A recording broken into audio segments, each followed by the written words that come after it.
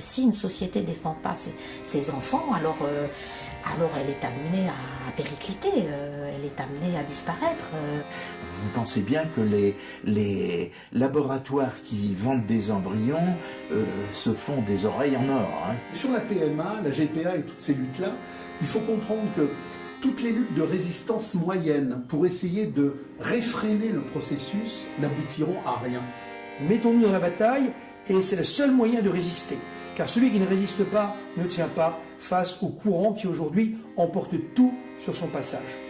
Il sera question de ce qui est aujourd'hui menacé par une oligarchie criminelle sans pitié qui s'attaque, comme on le sait maintenant depuis quelques années, aux enfants à l'école et dont le projet final en fait est de fabriquer de fausses créatures humaines en laboratoire, faisant fi de toutes les transmissions culturelles et spirituelles que nous avons eu le bonheur en tant qu'humanité complète et diversifiée de vivre depuis le début de cette humanité.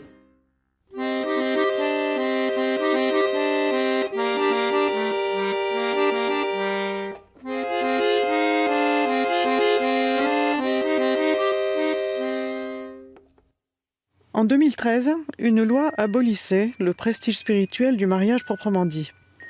Le côté parodique du mariage gay ne dérange pas ceux qui ont voulu la loi, il s'agissait simplement d'une percée pour une minorité, considérée jusque-là dans toutes les civilisations comme hors norme, mais qui maintenant veut constituer une caste, aspirant à tous les pouvoirs en tant que telle, et imposer sa tyrannie aux autres par un renversement progressif des normes et la modification des lois.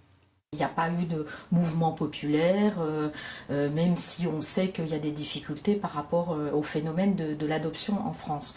Donc il y a vraiment eu un battage organisé par le pouvoir politique à ce niveau-là. Est-ce que c'est... il faut se poser la question de pourquoi ce battage.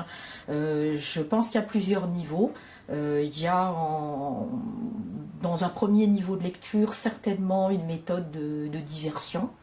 On voit que systématiquement dans la vie politique, publique, sont débattus des sujets qui concernent les gens un petit peu, mais sont surtout des affaires de mœurs ou des affaires people, la vie du président, des affaires de plus en plus au niveau de la braguette, alors que les affaires qui pourraient concerner vraiment les citoyens, les vraies décisions politiques, les lignes de fracture, celles qui décident de leur vie économique, alors que la crise s'aggrave de partout, on cherche de compenser en nous exprimant une sorte de liberté des mœurs. Bon, c'est un phénomène qui a été mis en place depuis mai 68 et on voit aujourd'hui qu'il est poussé à son extrémité par cette revendication du mariage gay qui est une affaire avant tout privée, que la République a toujours réglée en disant voilà, il y a le domaine du privé, ça n'a pas besoin à ce point d'occuper la vie politique. On s'en moque de qui épouse qui, je veux dire, la République, de quelle religion, de quelle croyance. La République avait réglé cette question en disant au bout d'un moment on rejette les appartenances religieuses. La France sortait de guerres sanglantes de religion, il y avait des problèmes de langue à l'époque, c'était des problèmes autrement plus importants au niveau de la constitution d'un ciment national. Aujourd'hui, on voit que toutes les affaires qui sont agitées, les affaires autour des communautés aussi, de mettre en avant une communauté nommément autour de la question de l'islam, d'agiter une islamophobie, c'est-à-dire vraiment une crainte, une terreur, voilà, d'agiter donc aussi une crainte d'homophobie. Enfin, on utilise beaucoup des facteurs aujourd'hui de division dans la société et le battage est fait autour de ça. Ce que l'on veut nous faire avaler comme la prochaine innovation législative dite progressiste, c'est l'ouverture du marché des mères sans droit aux hommes et celui des implantations d'embryons sans père aux femmes. Nous avons encore du mal à percevoir qu'il s'agit tout simplement de favoriser et de légaliser un business en plein essor, celui de l'industrie de la procréation. Ce business est légal dans certains pays. Mais généralement, il se développe parce que, justement, il n'y a pas de loi qui puisse encadrer cette affaire.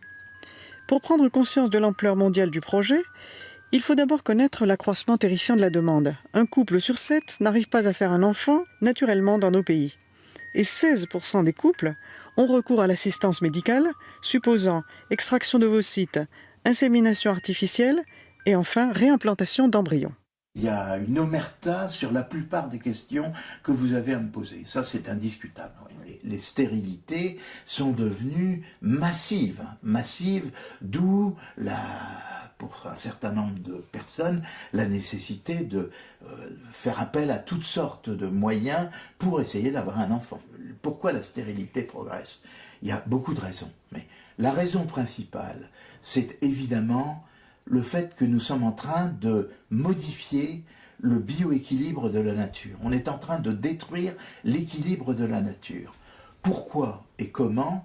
Alors, on le fait par les pesticides, mais aussi par l'intermédiaire des contraceptifs oraux et des traitements substitutifs de la ménopause, les veaux engraissés avec des hormones, les poulets engraissés aux hormones. Évidemment, une partie est détruite par les organismes, mais une partie subsiste à des quantités absolument infinitésimales. Mais il faut bien comprendre que certaines espèces sont extrêmement fragiles. On vous a appris très récemment que à peu près 50% des espèces animales avaient disparu dans les 50 années qui nous viennent. Ça correspond à l'arrivée de la pilule. Exactement. Le fait que on déverse des tonnes et des tonnes d'hormones féminines dans la nature fait que les mâles se féminisent. Et des espèces fragiles disparaissent, les tigres deviennent impuissants et ne se reproduisent plus. Et les hommes deviennent stériles. C'est facile à comprendre. On voit dans tous les estuaires, on a fait des prélèvements dans tous les estuaires des fleuves, on a vu que les poissons changeaient de sexe. Les mâles se féminisaient ou devenaient intersexués et n'étaient plus capables de se reproduire. Nous arrivons à une catastrophe écologique à cause de la pilule. Alors, maintenant, vous me dites, pourquoi ? Alors, la stérilité continue d'évoluer parce qu'on continue de faire cela. Et on va continuer pendant des années. Alors, je ne comprends pas les soi-disant écologistes qui racontent qu'ils défendent la nature et qui défendent en même temps la contraception orale qui détruit la nature. Les OGM, on ne sait pas ce que ça va faire. En tout cas, c'est des mutations qui sont en train de se faire. Et même, on n'est même pas au courant. Enfin, je veux dire, on est au courant si on cherche. Autrement, on ne dit pas aux gens qu'il y a des vaccins qui sont fabriqués selon la technique OGM. On ne dit pas aux gens qu'en France, effectivement, on n'a pas le droit de cultiver des OGM, mais on les importe. Donc, tous les gens qui mangent de la viande industrielle, ils sont forcément nourris aux OGM. Les ondes sont un autre problème absolument terrible. Parce que je lisais l'autre fois que, par exemple, c'est un monsieur qui s'appelle Barry Trower, qui est un ancien biologiste et chercheur et qui était dans l'armée américaine et dans les services secrets américains, qui explique qu'une femme enceinte, même si elle n'est pas au courant qu'elle est enceinte, les 100 premiers jours de la gestation du fœtus, c'est le moment où se développent les 400 000 ovules qui vont être le potentiel génétique du futur bébé femelle. Et la Wi-Fi, si elle travaille en Wi-Fi, si la future maman travaille en Wi-Fi, ça irradie totalement les ovules qui sont en train de se former dans le fœtus. Ce qui veut dire que ça change complètement, ça détruit l'ADN déjà de ces ovules, et c'est pour toutes les générations qui vont suivre que le matériel génétique est foutu. Ils sont extrêmement intelligents, extrêmement doués pour nous faire digérer toutes les pilules de la création, mais d'un autre côté, c'est toujours le même plan qu'ils appliquent. Et c'est la même façon. Ils détruisent les mers de la même façon qu'ils détruisent l'agriculture, qu'ils détruisent l'élevage, qu'ils détruisent le ciel en ce moment, le climat, etc. C'est toujours le même schéma. Donc effectivement, je pense que ils ont mis d'abord ils ont mis la main sur les semences et sur la nourriture. Ensuite, ils ont mis la main sur l'agriculture et l'élevage. Ils ont séparé la production de la reproduction. Et ils ont mis la main sur la reproduction donc des plantes, ensuite des animaux. Et je pense que maintenant, le but, c'est effectivement de mettre la main sur la reproduction humaine. L'infertilité, aujourd'hui, représente un marché international en expansion. Sont impliqués dans un premier temps ce que nous allons pouvoir appeler les différents services officiels de cette industrie.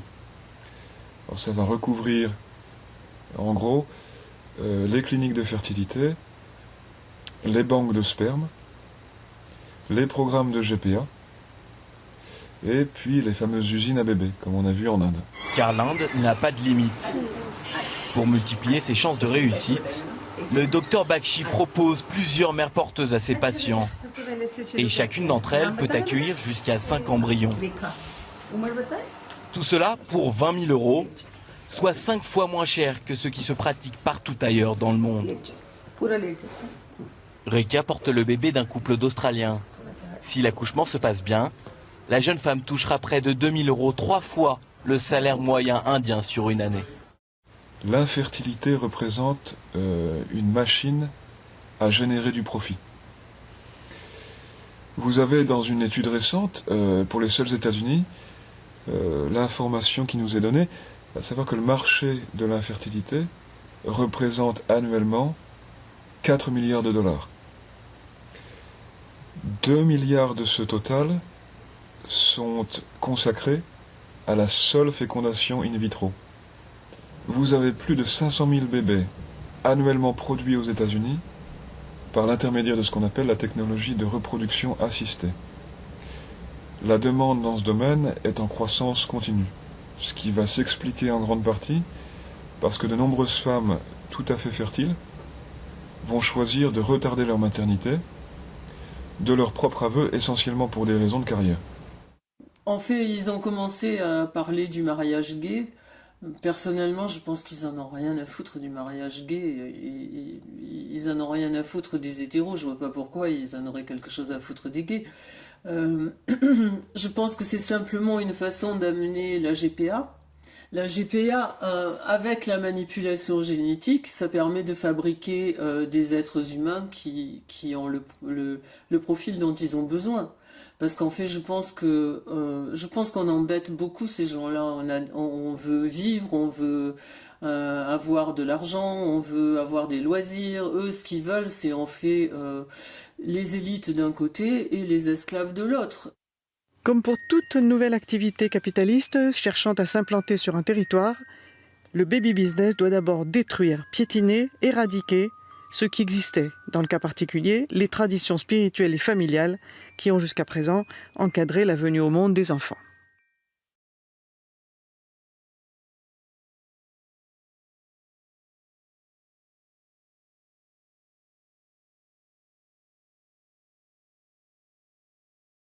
Je suis sûr que si on projetait à la télévision une seule fois ce qu'était un avortement, enfin je veux dire on en fait 250 000 en France, on pourrait bien nous en montrer un quand même à la télévision, s'il y avait une forme d'honnêteté dans les médias.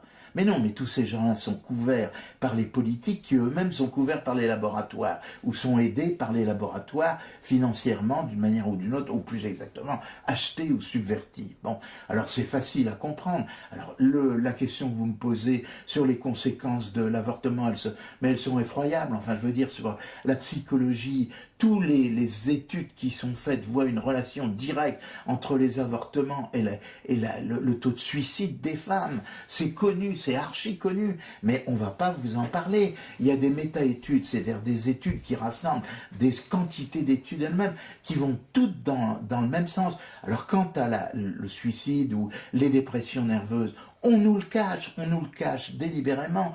Un avortement peut marquer une femme durant toute sa vie. Le montant des bénéfices générés par les ventes annuelles de contraceptifs aux États-Unis tourne autour des 100 millions de dollars. Bientôt, les hommes seront de plus en plus stériles, les femmes auront de plus en plus de mal à tomber enceintes. Et d'un autre côté, il y a eux qui disent « mais nous, on a des utérus artificiels, on a les graines, on a les ovules, on a la manipulation des gènes, on va pouvoir fabriquer des bébés. Ça va donner quoi ça ?» C'est-à-dire que dans 40 ou 50 ans, si nos enfants, nos petits-enfants veulent un enfant, il faudra qu'ils aillent le commander à l'État et ils auront le choix sur catalogue entre celui-là qui est un très bon ouvrier ou celui-là qui est un bon... Enfin, je veux dire, c'est l'humanité entière qu'ils ont foutu en l'air.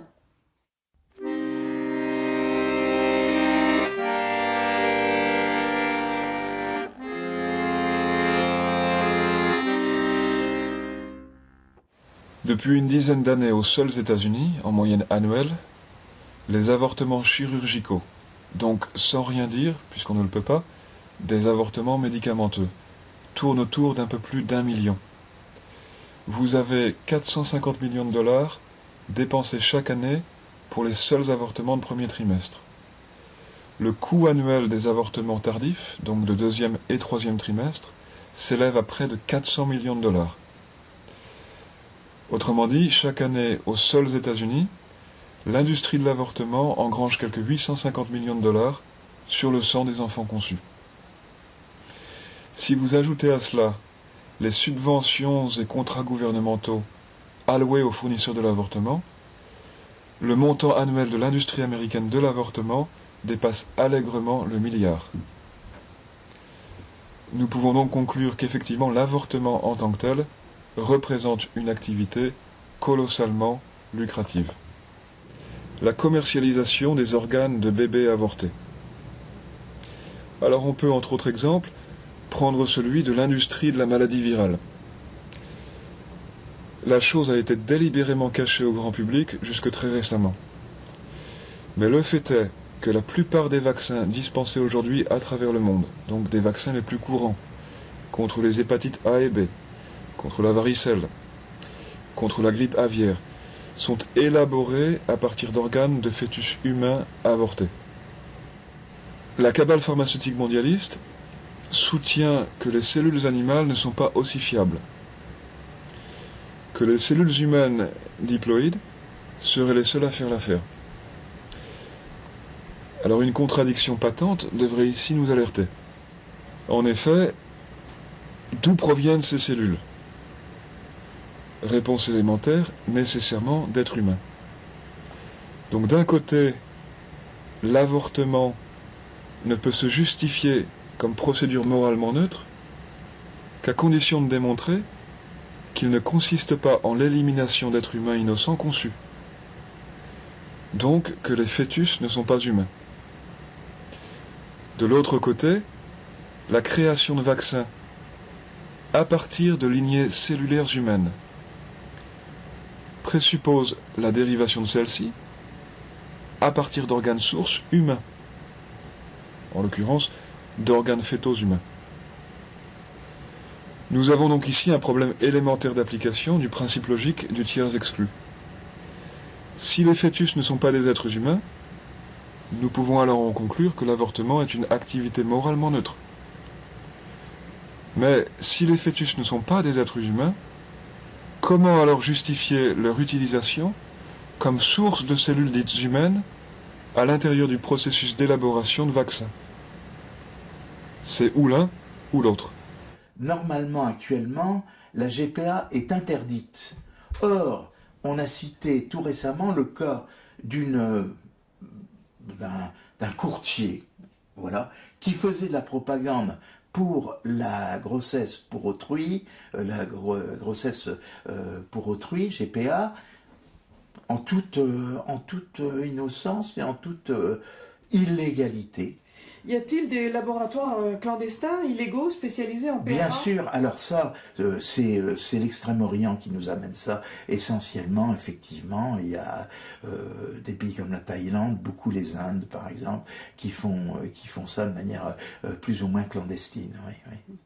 Alors vous avez en ordre décroissant de nombre d'infrastructures médicales officiellement connues, tout d'abord l'Inde, avec ses quelques 26 centres hospitaliers de fournisseurs d'embryons, puis la Chine, les États-Unis, la Thaïlande et l'Indonésie et Israël. Et pour l'Europe, vous avez l'Espagne, le Royaume-Uni et la France, avec comme principale institution en la matière l'hôpital franco-américain de Paris. Donc voilà en gros pour les principaux fournisseurs et exportateurs de fœtus à travers le monde. La première chose qu'il faut effectivement bien comprendre, c'est que les machinations anti-population se fomentent et se préparent d'abord dans les plus hautes sphères des gouvernements et des organisations humanitaires. Il nous faut également bien avoir à l'esprit que la barbarie malthusienne, entre guillemets, humanitaire, est en grande partie financée par l'argent des impôts et par les grands donateurs richissimes aux États-Unis et en Europe. Donc, grâce au programme d'aide étrangère et à la Banque mondiale, les contribuables américains et européens financent, à leur insu ou pas, de très violentes campagnes de stérilisation forcée à travers le monde.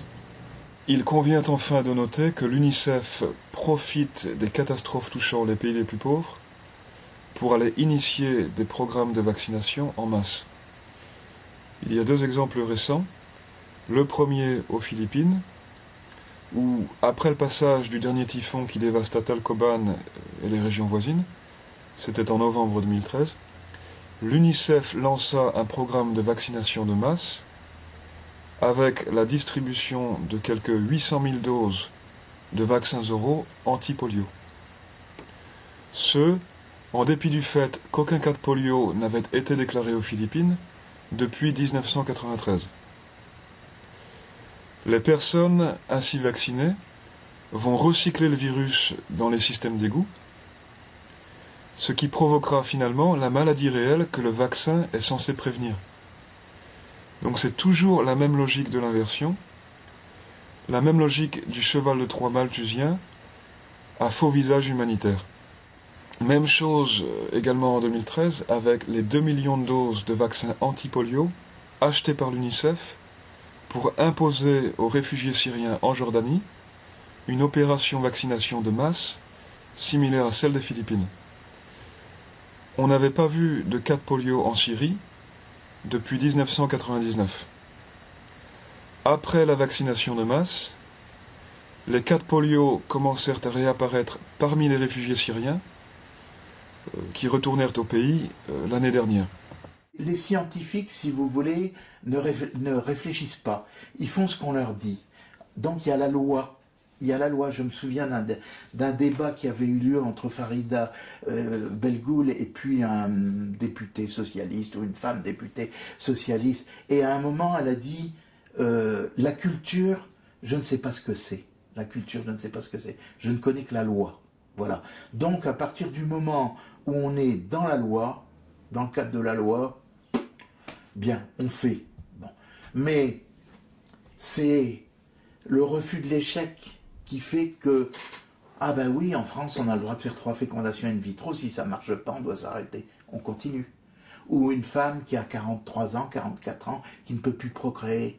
Ah, elle est déjà venue, elle est venue il y a 5 ans. Ah oui, on a son dossier. Ah ben oui, on va quand même essayer. L'indice mondial de fécondité a diminué de moitié en 40 ans, périclitant de 6 enfants par femme au milieu des années 70 à 2,9 aujourd'hui.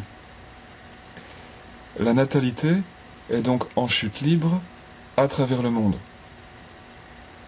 Alors, n'en déplaise aux sonneurs d'alarme malthusiens, prétextant la lutte contre la dégradation de l'environnement et celle contre l'épuisement des ressources naturelles. À part quelques exceptions, la plupart des pays, tant industrialisés que sous-développés, affichent un taux de fécondité inférieur au seuil de renouvellement. On le voit donc bien, le projet d'un côté de l'eugénisme anti-population et celui de l'autre de la procréation artificielle coexistent et se renforcent l'un l'autre. Le malthusianisme mondialiste est également le promoteur forcené du commerce de la reproduction artificielle, selon la logique même du capitalisme dialectique qui l'anime. Consumérisme illimité d'un côté, contraception de l'autre. Le tout dans une course effroyable de désacralisation complète de la vie humaine.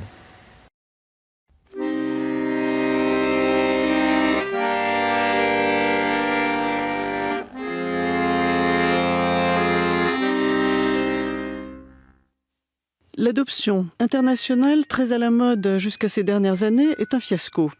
Les enfants sont bien souvent volés à leurs parents, comme au Pérou, à Madagascar, ou bien ils souffrent de toutes sortes de maladies. Il y a des pays gangrenés par la traite, tels le Vietnam, le Cambodge, la Chine, le Népal, Haïti, l'Éthiopie. Voilà comment on arrive à des chiffres effarants. Par exemple, au Guatemala, l'exportation d'enfants rapporte autant que celle des bananes, principale richesse du pays. Depuis son entrée dans l'OTAN, la Roumanie autorise à nouveau l'exportation des bébés. Mais de nouveaux gouvernements ont retrouvé la fierté de vouloir garder leurs futurs citoyens chez eux, telle la Russie ou l'Inde, où 75% des enfants adoptables sont désormais adoptés dans le pays. En Afrique, on voit le pays qui a commencé à faire ce travail, c'est l'Afrique du Sud. L'Afrique du Sud a été un laboratoire où tout était permis. L'Afrique, donc, c'est une zone de non-droit, une zone où on va puiser des richesses, des minerais, des zones où on fait de l'expérimentation. Et là, on doit revenir encore pour nous faire avaler cette histoire de la traite de l'être humain. Ça, c'est la chose la plus grave. On revient encore 450 ans en arrière. En France, l'affaire de l'Arche de Zoé, concernant des enfants volés dans une région frontalière du Darfour en guerre et censés être adoptés en France, a révélé ce qui se passe sur tous les terrains en conflit. Adoption, usine à bébés avec mère porteuse, ou fabrication pure et simple d'embryons ou d'enfants destinés aux usages les plus ignobles, ce sont les mêmes réseaux, soutenus par les mêmes idéologues. Il s'agit de développer, grâce à la technologie de pointe occidentale et israélienne d'abord, la prostitution et le viol de femmes misérables pour donner lieu au trafic d'enfants également méprisés.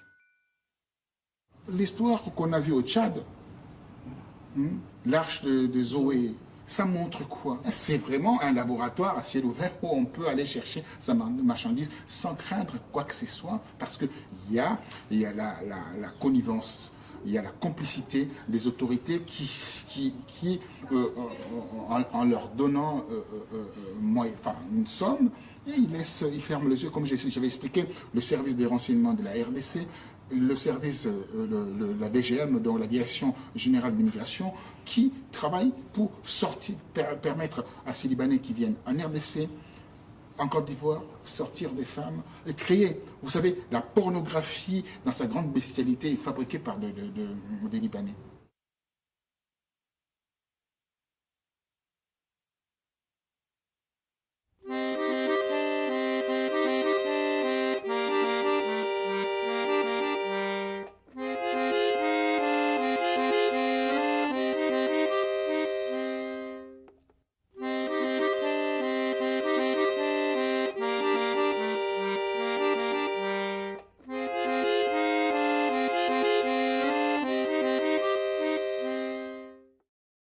Sur Internet, en français ou dans des bureaux en plein quartier latin, à 300 mètres de l'Assemblée nationale, vous trouverez les agences spécialisées qui visent particulièrement la clientèle des homosexuels. Alors à tout seigneur, tout honneur, entre guillemets, commençons par accuser tous les gouvernements occidentaux. Tous sont en effet impliqués aux avant-postes du projet mondial de réduction de la population, qui est un des piliers du nouvel ordre mondial. Les gouvernements occidentaux sont donc les premières instances impliquées dans la mise en œuvre de la philosophie malthusienne à travers le monde. Vous avez par ailleurs les médecins de l'ONU, la caste des médecins du secteur public regroupant donc différentes cabales associatives médicales nationales,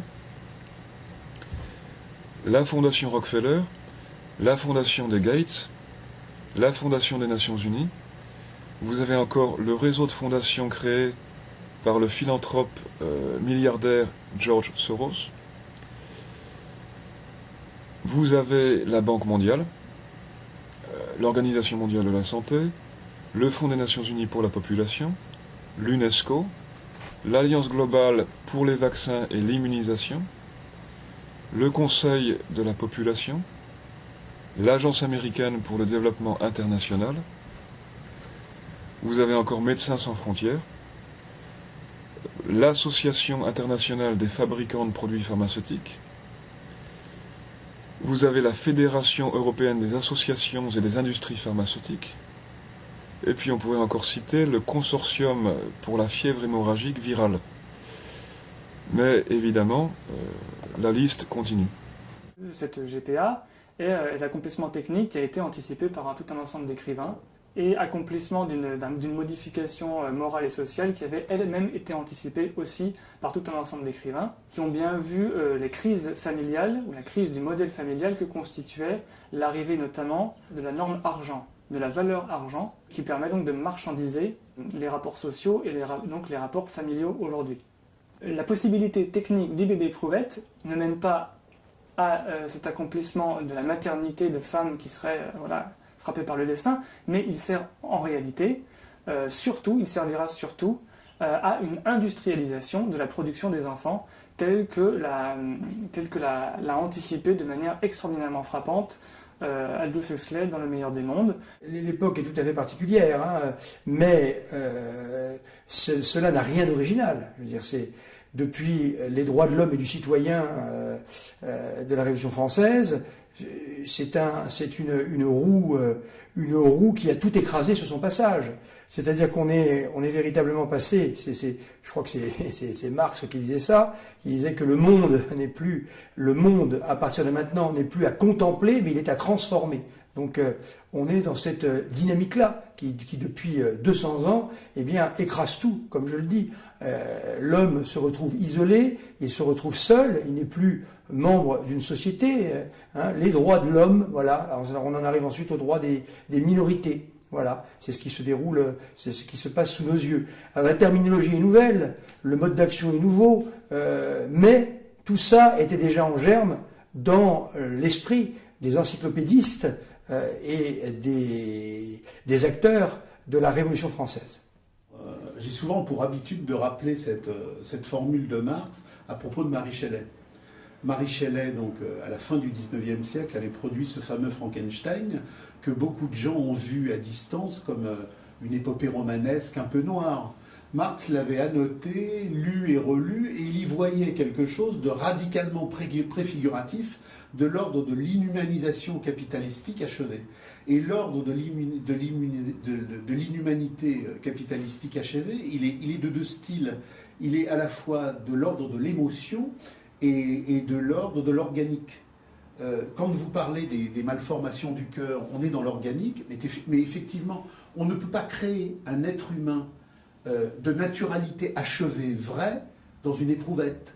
On ne peut pas créer un être humain vrai dans un rapport sexuel et affectif vrai par des transplantations mécaniques. De la même manière qu'on ne peut pas créer un être humain vrai par une déportation affective qui le casse de ses 9 mois de vie fétale.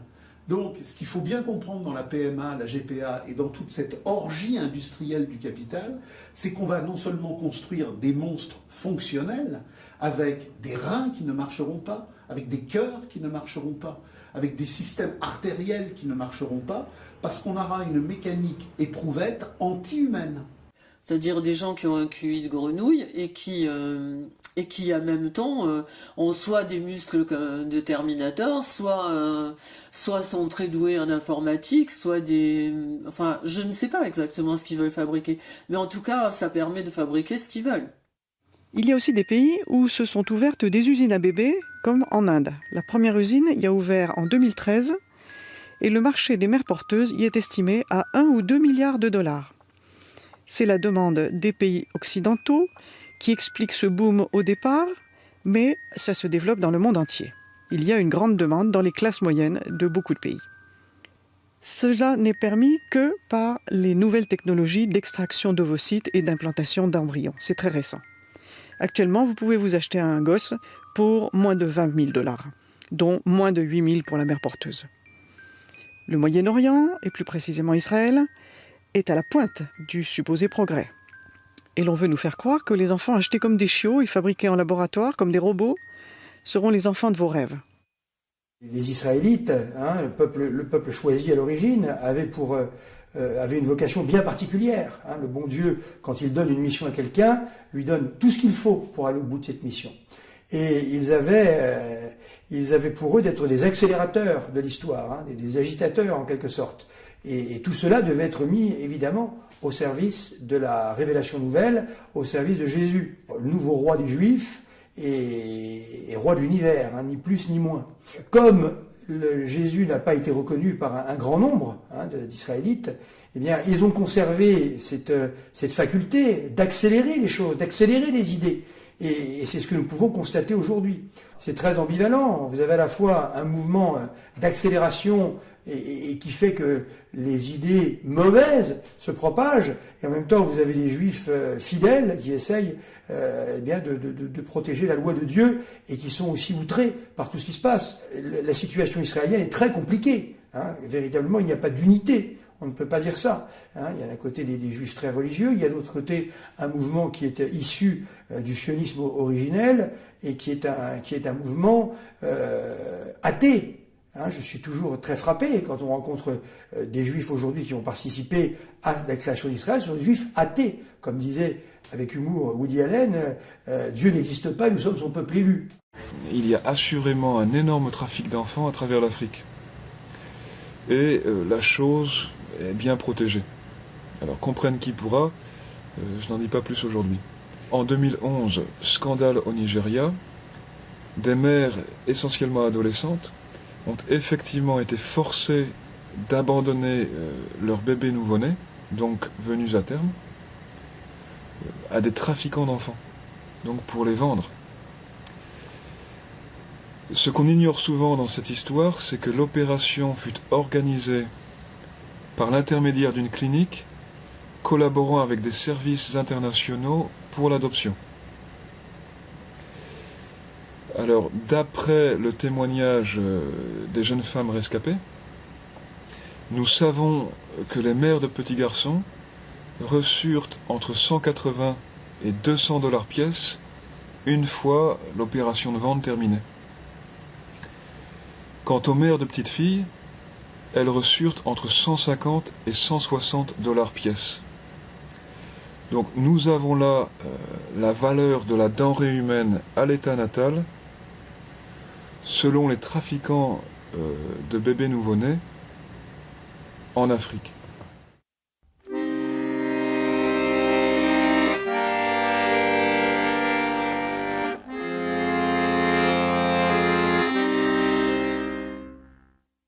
Que deviennent ces enfants de la haute technologie? Ces produits des rêves de savants irresponsables. Déjà, il semble bien que les capacités intellectuelles des soi-disant enfants parfaits soient plutôt décevantes, ce qui était prévisible, étant donné le poids ahurissant des contradictions identitaires qu'ils ont apportées depuis leur naissance. Il y a effectivement un intérêt commercial, mais aussi donc un intérêt un peu plus politique, qui consiste à handicaper les groupes sociaux en fabriquant des handicapés mentaux, tout simplement.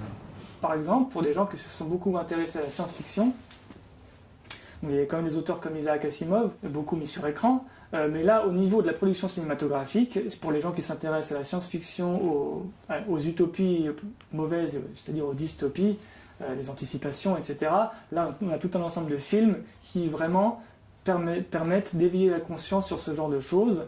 Quand on analyse, par exemple, un film comme Matrix, quoi qu'on en pense, ce film met en scène l'humain robotisé, l'humain soumis aux machines. Pour comprendre la situation actuelle de façon un peu ludique, il y a deux choses à lire. C'est Le meilleur des mondes, Aldous Huxley, et puis 1984 de George Orwell. Bon, là, je dis des platitudes, mais aujourd'hui tout le monde le sait, j'enfonce des portes ouvertes. 9 bébés, apparemment nés de différentes mères porteuses, mais qui pourtant n'ont qu'un seul père. Un scandale d'enfantement en série qui éclabousse la Thaïlande. L'homme est soupçonné d'avoir eu une dizaine d'enfants avec des mères porteuses dans le but de les revendre à leur naissance. Un véritable projet d'usine à bébés. Identifié grâce à un échantillon d'ADN remis par son avocat à la police thaïlandaise, il n'est autre que le fils d'un milliardaire japonais, fondateur d'une société de télécom.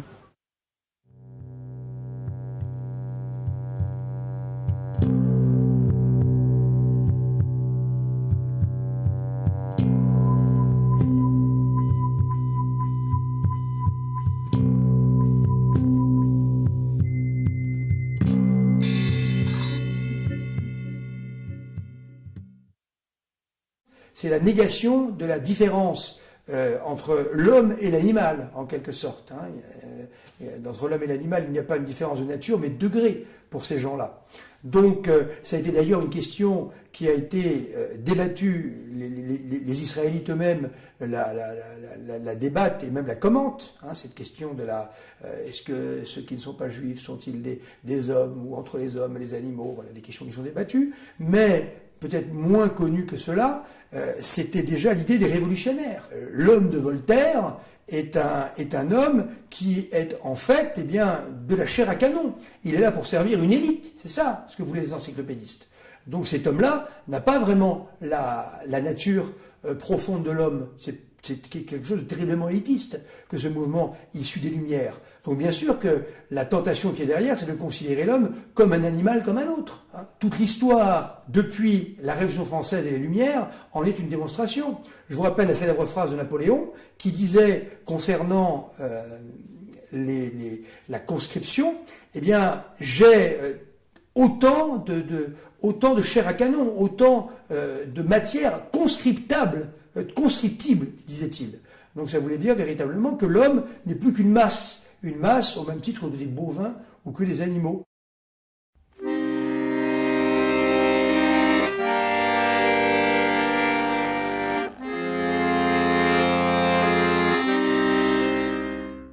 Tout d'abord, je pense qu'il faut renommer les choses, c'est-à-dire dans la guerre qui nous est livrée, la question sémantique, l'aspect sémantique est très important.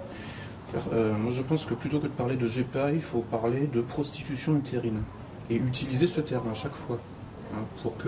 Pour sortir du côté un peu lénifiant et faussement altruiste, puisque GPA c'est l'acronyme de gestation pour autrui. Donc on a l'impression que c'est généreux, que c'est gestation, voilà, on va faire pousser quelque chose et ensuite on va le donner en cadeau. Enfin bon, il y a tout un univers de connotations qu'il faut absolument écarter pour nommer les choses telles qu'elles sont. C'est du commerce. C'est pas altruiste, c'est pas un don, c'est de la prostitution, ni plus ni moins. C'est-à-dire qu'au-delà de la prostitution, déjà connue, qui est celle du vagin, là on va encore plus loin, on va louer l'utérus, comme le propose Pierre Berger, qui va très loin dans l'exploitation capitaliste du corps des femmes, puisqu'il reprend même une phraséologie un peu marxiste. On va mettre en location le ventre des femmes, comme les ouvriers louent leur force de travail, louent leurs bras. Donc on voit bien qu'on est dans une perspective qui est strictement commerciale, qu'on appelle aussi en fait la marchandisation du vivant, et qui passe par son artificialisation, puisque la nature est gratuite. Si l'on veut que tout soit tarifé, que tout soit payant, il faut détruire la nature. On n'a pas le choix. Pour justement en fait la reconstruire sur de nouvelles bases, depuis donc des bases mercantiles, où tout sera tarifé, y compris l'air que l'on respire, y compris l'eau que l'on boit, etc., etc. Expliquez-moi pourquoi tout d'un coup ils seraient vraiment complètement, affectés par le problème des gays qui peuvent pas procréer, etc. Je vois pas pourquoi ils en auraient quelque chose à foutre. Sérieusement. C'est juste que ça permet de faire passer la pilule. Donc on a mis en nous des tas de réflexes conditionnés, et ces réflexes, il faut les chercher pour justement ne pas être esclave de ce système. Et je crois que la formule de la FAPEC est très intéressante, vaincre ou mourir, aller jusque-là, aller jusqu'au don complet de soi-même, c'est quelque chose de très important. Donc il faut, pour ne pas rentrer dans cet esclavage terrible, il n'y a pas de fusil, il n'y a pas de soldats, il n'y a pas de barbelés, il n'y a rien de tout ça. Le drame, c'est que tout ça est en nous. On fait passer ça par l'éducation, on fait passer ça par les mœurs, on fait passer ça par des gens qui ont quelque influence sur nous, et le résultat, évidemment, est calamiteux. Alors il faut véritablement agir sur soi-même pour ne pas tomber dans cette éducation qu'on veut nous imposer, agir auprès de la jeunesse, pour lui apprendre à penser par elle-même, lui montrer combien il est important d'être libre. Dieu nous a créés libres, et aujourd'hui nous sommes vraiment à une époque où cette liberté, on n'en veut pas. On veut des esclaves, on veut des gens qui ont des maîtres. Alors les maîtres sont soigneusement cachés. On croit les voir, mais en fin de compte, ils sont bien dissimulés, ces maîtres. Mais ils nous surveillent avec de la télésurveillance, ils nous regardent, ils sont toujours là près de nous. C'est la situation actuelle qui est effectivement, comme vous le faites très bien remarquer, est bien pire et tout à fait nouvelle par rapport aux situations de l'esclavage antique. C'est bien, effectivement, à partir de là, donc de cette figure du père qui a été détruite, de cette autorité du père qui est en réalité une autorité naturelle, qui a investi la dignité humaine de la famille et qui travaille à la pérennité et la stabilité du cadre familial, à partir du moment où cette figure a été détruite, effectivement, va se mettre en place tout un ensemble de pathologies et donc de réponses à ces pathologies, comme le féminisme, qui aboutit à une théorie du genre, qui en réalité est l'ultime aliénation, qui n'a pas réussi à analyser cette nécessité de l'autorité du père. C'est un combat eschatologique qui est en train de se dérouler. C'est une théorie toute personnelle, mais je pense véritablement qu'à l'heure actuelle, Satan lui-même veut défier le bon Dieu. Et le défier comment? En organisant une création à lui, une nouvelle création. Voilà, c'est vraiment son angle d'attaque. C'est un crachat au visage de Dieu que Satan veut faire ici avec la complicité des hommes. Donc évidemment les religions sont attaquées, mais ça va bien plus loin que ça. Maintenant, il y a aussi quelque chose qu'il ne faut pas oublier, c'est qu'il faut faire carrière dans l'institution. Le pouvoir, aujourd'hui, il est là, dans nos sociétés très policées. Il est dans l'administration, dans la bureaucratie, dans la technocratie. Il faut donc aussi avoir une projection de long terme. Il faut aussi reprendre le pouvoir au cœur de l'institution. C'est d'ailleurs ce qui terrorise le pouvoir actuel en France dans l'initiative de Farida Belgoul, puisque elle ne se contente pas de faire des manifestations ou d'y participer, ce qui est en soi très utile. La Manif pour tous a porté des fruits, aussi en termes de guerre culturelle. On a vu qu'on était nombreux contre la marchandisation du vivant, ce qui était d'ailleurs le slogan de la dernière Manif pour tous. Maintenant, ensuite, c'est vrai qu'il faut aussi reprendre le pouvoir au cœur de l'institution, et les initiatives de Farida Belgoul, à ce titre, sont extrêmement pertinentes. On mesure une chose à ses effets, l'arbre à ses fruits. Je veux dire, les brimades dont elle est l'objet prouvent le danger qu'elle représente, et que représente le fait de s'inscrire dans un champ, effectivement, institutionnel. Mais il faut aussi faire ce qu'on appelle aussi de l'entrisme en quelque sorte, c'est-à-dire faire carrière au cœur du système, même s'il est complètement vérolé, pourri, pour en reprendre le contrôle aussi de l'intérieur. La nouvelle création est une création à l'image de Satan. Souvenons-nous que la création originelle, c'est une création où il y a l'homme et la femme, bien distinctes. Là, nous avons affaire, Dieu, en créant les anges, ne les a pas créés sexués. Il n'y a pas d'homme ni femme chez les anges. Chaque ange est une race à part entière. Donc la création de Satan doit être une création tout à fait nouvelle, où il n'y a ni homme ni femme, justement. C'est ce que nous voyons sous nos yeux. Donc quel est votre moteur ? La vérité, tout simplement. La vérité et puis l'autonomie intellectuelle.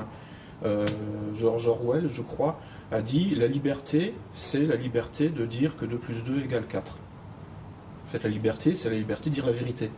On se rend compte que tous les systèmes de domination intellectuelle, tous les systèmes d'écrasement des peuples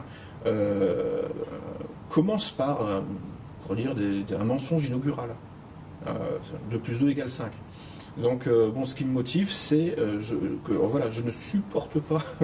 Enfin, c'est un pathos aussi. Je ne suis pas un pur esprit platonicien. Je ne supporte pas qu'on rentre dans ma tête sans mon accord. Et à ce titre, je peux parfaitement me rejoindre des croyants qui ressentent exactement la même chose. Farida, elle a mis les pieds dans le plat, et heureusement, parce qu'on était en train de se faire empapaouter. Comme d'habitude, rouler dans la farine et puis Et puis voilà, mais c'est le problème, c'est qu'il faut quelqu'un comme Farida dans tous les domaines qui soit un sniper. Parce que sinon, on se fait rouler dans la farine et puis voilà, c'est jamais dit ce qui est en train de se passer. Le principe général, c'est l'abus de confiance. Voilà. On appelle ça aussi démagogie, hein, c'est le vieux terme. Séduction, mais bon, là, en l'occurrence, c'est même c'est la séduction pour détruire. Hein, c'est pas de la séduction bien intentionnée qui existe aussi. C'est pour ça, bon, moi, je vais sur ce genre de méthodologie, d'approche, hein, qui peut paraître un peu sèche, un petit peu rationaliste. Mais l'avantage, c'est ça, c'est qu'avec un ou deux termes, on résume, c'est le principe de la philosophie aussi, hein. C'est avec un concept, vous pouvez décrire le cœur de plusieurs, d'une quantité de dizaines de situations, avec un ou deux mots, avec un kit, c'est une sorte de kit mental, quoi. Je pense qu'il y a là aussi il y a des constantes, hein. C'est-à-dire que en fait quand on est utopiste, parce que c'est là le vrai problème, hein, de nos ingénieurs sociaux, c'est qu'ils sont utopistes. Ils veulent une société rationnelle. Hein, on lit Thomas More, Utopia, etc. Bon, et puis plus exactement, en fait, le vrai terme c'est dystopie, le terme littéraire. Mais en général, au nom d'une utopie, hein, et donc de lendemain qui chante, en réalité, on réalise quelque chose qui est plutôt dystopique, hein, qui est plutôt destructeur et pas viable de toute façon. Donc autodestructeur aussi. Le seul conseil que j'ai à donner, c'est arrêter de croire ce qu'on vous dit, allez regarder par vous-même. Je veux dire, encore, on peut encore, là, c'est pas sûr que ça va continuer, puisque les lois qui sont en train de se préparer, puis il y a un décret qui est passé le 23 décembre, pendant qu'on demandait aux gens 10 jours après de manifester pour la liberté d'expression. Il y a quand même un décret qui est passé le 23 ou le 24 décembre, pour que justement tous les opérateurs et les fournisseurs d'internet, etc., donnent au gouvernement les renseignements dont il pourrait avoir besoin sur tout ce qu'on publie, sur les réseaux sociaux, sur nos appels téléphoniques, etc. Donc ça risque de se restreindre. Mais pour l'instant, on a une grande chance par rapport à il y a 50 ans, c'est qu'on trouve beaucoup de choses encore sur Internet. Même si on voit qu'il y a beaucoup de choses qui s'effacent aussi, hein. C'est pas bien que les gens croient ce qu'on dit, parce que quand on croit, aujourd'hui on va me croire moi, demain on va te croire toi, et après-demain on croira quelqu'un d'autre. C'est pas la solution. Il faut que les gens s'informent et se disent bien que ce qu'on lit dans les journaux, c'est de l'intox, c'est pas ce qu'on entend à la télé, c'est de l'intox, c'est pour nous amener à faire ce qu'ils ont besoin que l'on fasse à un moment donné, mais c'est certainement pas la vérité. La vérité, il faut aller la chercher tout seul, là. Je donne un exemple. Le président Barack Obama vient en Afrique. Il fait un voyage à la fois l'Afrique de l'Est et l'Afrique de l'Ouest, commençant son voyage au Sénégal pour saluer d'abord la démocratie du Sénégal, etc. Martel, lors de son discours, au lieu de parler sur le développement, autre chose, Martel dans son discours que le président Macky Sall devait libérer l'homosexualité et de mettre en place des structures, des lois pour favoriser le bien-être de ces... Est-ce que c'est une priorité? Tout s'explique. Est-ce que c'est une priorité? La réponse a été cinglante, lapidaire, en disant que nous devions aller tout doucement par rapport à nos traditions. Il y a des us et coutumes et traditions. Il y a la religion musulmane à 80% qui prédomine le pays, nos institutions. Donc par définition, nous ne sommes pas encore prêts à faire passer cet élément qui va créer encore des tensions dans la société. Prenez notre temps. Mais la pression est là. Ces femmes sont en effet transformées en vulgaires objets de location, purement et simplement. On pourrait donc dire qu'en cela, elles sont réduites à moins que des animaux d'élevage. Ainsi déshumanisées, elles deviennent, avec leurs enfants, exploitées et commercialisées comme de la vulgaire denrée, les esclaves du marché ultralibéral absolutisés. Car il s'agit effectivement d'une mise en esclavage des gens progressive. Ce qu'il faut bien voir, c'est que le développement du marché de la stérilisation ne rentre pas d'abord dans une perspective de nouvel ordre économique. Plus essentiellement, la cause finale, donc le pourquoi ultime du marché de la stérilisation, c'est de créer les conditions idéologiques optimales à l'acceptation, à la normalisation mondiale de la procréation artificielle. Il s'agit donc à la fois de nouvel ordre économique faussement philanthropique et de nouvel ordre reproductif mondial. Alors, question de bon sens qui nous vient tout de suite à l'esprit, pourquoi s'en prendre à la procréation naturelle? Réponse qui va droit à l'essentiel, précisément parce qu'elle est un ordre divin. La procréation réelle, qui est la procréation naturelle, est la manifestation d'un ordre divin sous-jacent. Or, le nouvel ordre humain est un nouvel ordre fondé sur l'illusion de la vie sans Dieu.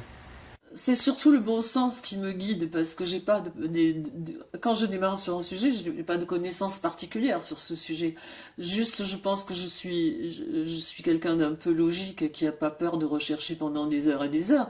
Donc on finit par trouver les choses, parce qu'en fait, tout est dit, c'est simplement qu'on ne veut pas l'entendre et qu'on ne le sait pas diffusé aux heures de grande diffusion, mais je veux dire, on le trouve dans les brevets, dans les trucs, on voit bien ce qui se passe. Si pendant que vous enlevez, vous rendez les gens dépendants des semences que vous fabriquez, que vous leur enlevez toutes les cultures vivrières et que les séquences ADN de toutes ces graines qui sont le patrimoine de l'humanité, qui font que l'humanité, depuis le début, les gens arrivent à vivre en autarcie, à se nourrir, etc.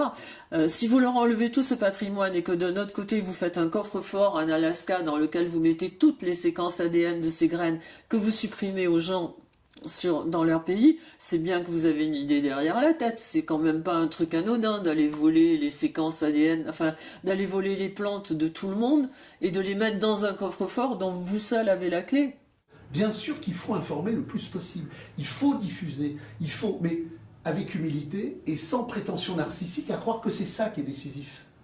Notre travail de taupe, la vieille taupe dont parlait Marx, faire passer de l'information en profondeur sur le réel, elle est décisive, mais elle n'est pas décisive au sens où elle est le déclic, ce qui sera le déclic. C'est la grande crise terminale qui va justement reprendre tout ce que nous aurons préalablement diffusé, et en lui donnant un aspect boule de neige universel qui renversera le tout. Je pense que c'est un problème qui touche plus particulièrement l'Occident. Et je crois que quand même dans d'autres parties du monde, il y a à ce niveau-là une plus grande conscience ou peut-être des liens qui sont restés plus forts entre les êtres humains. La première des choses est de reprendre confiance et de refuser ce qu'ils nous proposent. Alors, rien n'est jamais irrémédiable en ce monde, heureusement. Alors nous, en plus, qui sommes croyants, qui sommes chrétiens ou d'autres confessions, eh bien, nous savons très bien que tout peut toujours être freiné, bien sûr. L'exemple biblique est typique. Combien de fois Dieu a émis des malédictions sur telle ou telle ville, pensons par exemple à Jonas, Jonas qui devait prévenir que Ninive devait se convertir et que sous 3 jours, Ninive serait détruite.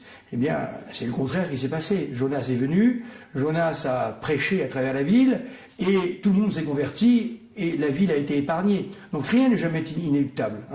Tout est entre les mains du bon Dieu. Mais seulement, une chose est certaine, c'est qu'il faut lutter, il faut combattre. Et combattre en prenant des risques. Si on ne prend pas de risques, rien ne se passera, bien évidemment. Et le grand danger actuel, c'est celui-ci, c'est que les gens pensent qu'il suffit bien de faire une manifestation, voilà, on a pris un billet de train assez cher, on a été à Paris, on y a passé la journée, on rentre le soir chez soi et ça y est, tout est terminé. Non, la bataille sera ça sera plutôt la guerre sera longue, ce seront des séries de batailles qui peuvent être gagnées au pied à pied. Et là, oui, tout est possible. Donc il ne faut absolument pas se décourager, mais se lancer dans la bataille avec zèle et courage. Écoutez, de toutes les façons, le bon Dieu a mis en nous une conscience, même si aujourd'hui elle est tellement étouffée qu'on se demande parfois si elle est véritablement là, mais la conscience est là. C'est comme quand on doit atteindre un point très loin. On doit aller, je ne sais pas moi, on doit aller à une ville très éloignée, on est à pied, on va marcher. Chaque fois que l'on regarde cette ville, on se dit « Ah, qu'est-ce que c'est loin ! Qu'est-ce que c'est loin !» plus que 400 km à faire à pied. Ceux qui sont des pèlerins le connaissent très bien, cette situation-là. Eh bien, c'est pas ça qu'il faut regarder. Il faut regarder les étapes intermédiaires. Chaque fois qu'on fait comprendre à quelqu'un que le rôle du père de famille, qui n'est pas un rôle d'autoritarisme, mais qui est au contraire le rôle de l'amour par excellence, hein, en régime chrétien, c'est celui qui se sacrifie pour sa famille, le père de famille. Quand on arrive à faire comprendre tout cela à des jeunes, à des enfants, à de jeunes couples qui sont très demandeurs de tout ça, eh bien, la bataille est en quelque sorte en train d'être gagnée. Si l'on part en se disant qu'il faut aboutir à cette finalité-là et que l'on ne regarde que ça, on est découragé effectivement. Donc il faut regarder les étapes intermédiaires, se dire que ces étapes intermédiaires, on peut les atteindre, et se dire aussi cette chose extrêmement importante. Dieu n'exige pas de nous la victoire. Ce que Dieu veut, c'est que nous nous battions. Voilà. Mettons-nous dans la bataille, et c'est le seul moyen de résister. Car celui qui ne résiste pas ne tient pas face au courant qui aujourd'hui emporte tout sur son passage.